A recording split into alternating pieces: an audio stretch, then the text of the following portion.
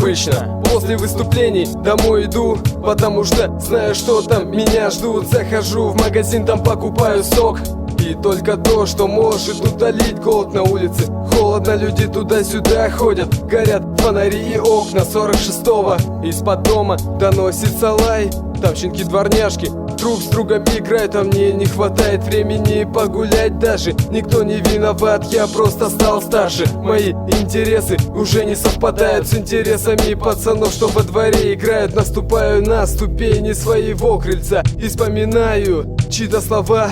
Время пройдет, мы друг друга забудем. Я в это не верил и не знал, что все так будет.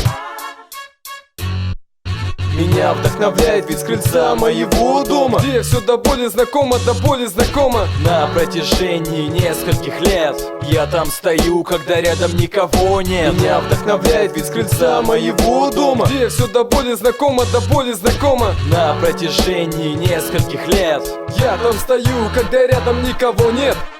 Обычно еду с движухи домой на такси. Водила матершинник Волга, фонари на зеркальце заднего вида, нефритовые четки небрежно отражают свет фар встречных пролеток. Проезжаем по лужам, брызг радио глушит. Идет дождь, и я пьяный, его лишь слушаю. Очертания знакомого 46-го, по тихой тачка въезжает. Спящий двор мой расплатился чуть слышно, хлопнул дверцей. За перила держась, поднялся по лестнице, набрав короткий код на замке дверном. Все же решил подзадержаться на крыльце своем. Осмотрелся, двор мирно похрапывал. В шелесте сохнувших листьев я узнал это. Учуял вкусный запах из окна рядом. Бабуся из первой квартиры что-то постряпала, глядя на мокрые крыши гаражей железных. Не заметил человека на крыльце по соседству. Он ел, пил, видно, проголодался. Устроился на ступеньках, не дождавшись.